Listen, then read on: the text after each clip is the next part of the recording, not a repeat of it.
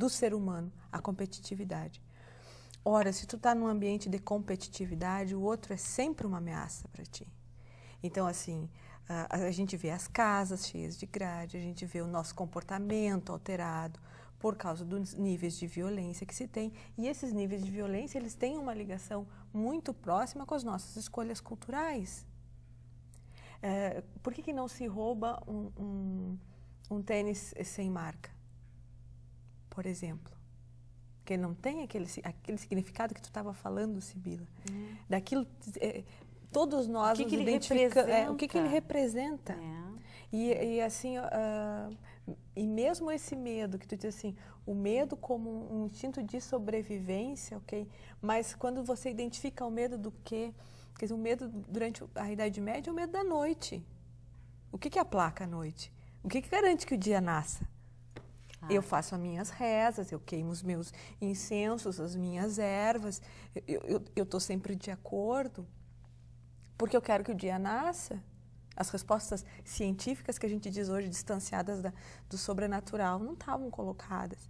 O medo da floresta. Por que tudo que é conto de fada tem a floresta negra? Todo mundo tem medo da floresta negra.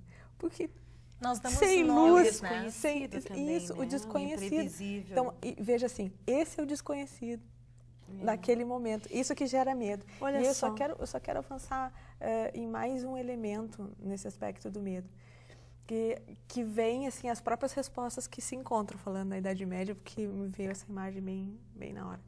Que é assim, quando tu adentra uma catedral, quando tu adentra uma igreja, o tipo de iluminação que tem na igreja, o tipo de transformação de atmosfera, o tipo de ligação que tem com o sagrado, ele já eu não vou simplesmente rezar para repetir uma ladainha, eu estou entrando num outro mundo.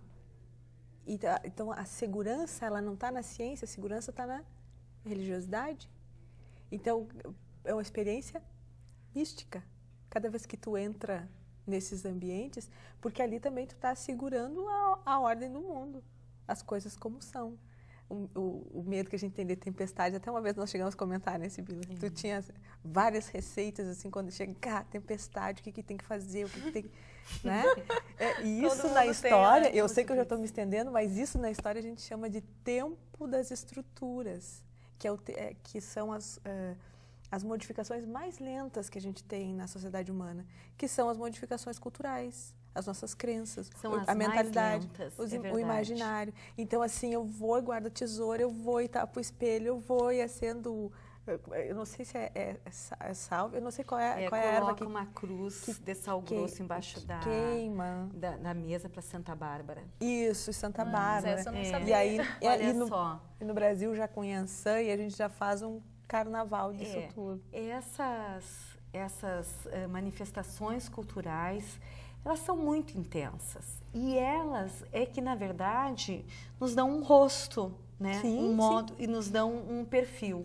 E no próximo bloco, então, nós vamos conversar sobre a cultura gaúcha. Essa coisa tão forte, né, que nos distingue do resto do Brasil.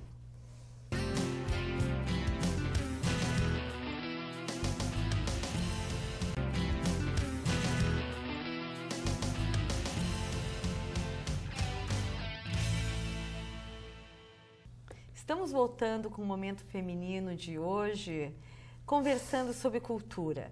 Essa coisa que está dentro da gente, que nos transmite afinidades, nos dá identidade. E nós estamos, além de conceituar, nós estamos falando como o Rio Grande do Sul tem uma cultura muito própria. Pensamos que de todos os estados do Brasil, não é? Me parece que o Rio Grande do Sul tem peculiaridades muito específicas. Professora de história, né? Isso é uma cultura gaúcha? Isso é como é que nós poderíamos definir essa identidade, esse significado de ser gaúcho? Mesmo assim, veja, tudo uma questão. Há quanto tempo muda, as coisas mudam. Chamar alguém de gaúcho no século XIX era um xingamento absurdo.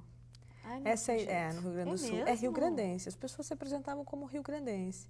Tanto que você lê o povo rio-grandense, a referência, tu pega os discursos na Câmara Legislativa do Estado do Rio Grande do Sul. Era tudo rio-grandense. Rio-grandense. O gaúcho está mais consolidado assim, com esse movimento tradicionalista e do século XX.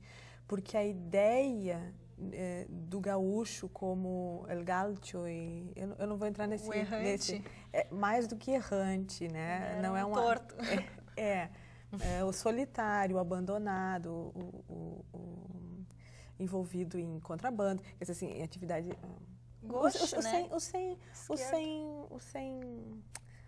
Sem essa raiz mesmo, né? E aí, então, no século XX está mais, vou dizer, consolidada essa ideia, está cristalizado, até porque seus meios de comunicação se apropriaram disso e... Ressignificaram, né? Não, e eles difundem isso, e isso vem esse outro aspecto, que dá uma naturalização que parece que, né, desde o primeiro homem que construiu o Forte Jesus Maria José, lá na terceira série que a gente aprende, 1737, eu sempre me confundo, 37, 34, já eram gaúchos.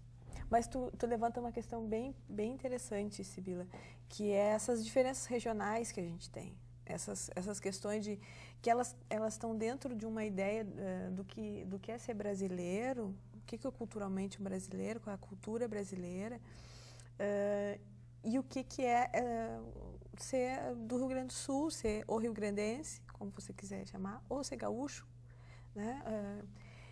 Essas identidades, num primeiro momento, assim, a gente viveu muitos governos nacionalistas. E às vezes as pessoas dizem, o problema do Brasil é falta de patriotismo, e não sei o quê, de ter uma identidade nacional, o brasileiro, como é que você reconhece o brasileiro?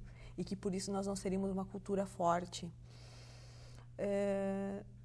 Os estudos contemporâneos mostram que essa ideia de cultura forte serve a um Estado autoritário também, né? E o fato de tu ter uma identidade só sempre te coloca, pena a Vera não está aqui hoje, mas sempre te coloca assim, todas as outras autoridades são ameaças à tua identidade, se a tua identidade está fechada.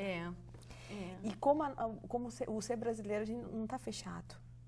Nós estamos sendo, né? Nós estamos construindo. Nós estamos construindo, nós somos de várias maneiras. E esse sentimento de pertencimento, né? Que lembra a ideia do pueblo, eu pertenço eu sou de Caçapava, eu sou de Santa Maria, que tu tem assim, eu acho que tu é mais santamariense do que gaúcha. Isso tá entranhado em ti. Mas isso não te viabiliza, que são sobreposições, né, dessa de identidade cultural, que elas não são excludentes porque elas são abertas, né? Claro. Por exemplo, assim, não te faz menos brasileira, mas te entendo, dá uma outra coloração. É uma visão bacana o que tu estás dizendo. E eu me lembro pelo seguinte, quando eu saio do Rio Grande do Sul, eu me sinto tão bairrista, fora do Rio Grande do Sul, porque esse tradicionalismo gaúcho... A discussão é longa, não vou entrar. Tá, mas então, olha só, mas quando vocês eu saio acham do que Rio Grande do existem Sul, assim, ó, sim. Por exemplo, a gente fala da cultura gaúcha, nós falamos de uma cultura erudita, de uma cultura popular. Vocês acham que existem classificações? Nós podemos classificar as culturas de diferentes modos? Eu Carla, acho que dá para a gente ter diferentes nomenclaturas. Claro, tudo é classificável, né, Sibila? Tudo que a gente, a partir do momento que eu quero me manifestar, me comunicar contigo, eu dou nome às coisas, eu tenho que atribuir né, alguma característica para eu poder referenciar, né, no momento que eu quero me comunicar e me fazer entender. Então, a partir do momento que eu estou falando de, eu sou gaúcha ou eu sou nordestina, eu acho que é uma cultura também muito marcada, né? A do Nordeste, eu acho que tem traços, assim características como os nossos, muito próprias. Muito enraizadas, né? E também essa parte idealizada que a gente tem hoje, né? Porque o gaúcho, aí voltando a essa história, porque a bombacha, porque o vestido da prenda, porque campo, lida... Poxa, sabe, nós temos lá também a questão toda do cangaço que veio, que também tinha uma outra visão, né, lá na época do Lampião e Maria Bonita. Hoje o chapeuzinho, eu não sei qual é o nome, eu não sei. Poxa, é vendido como um souvenir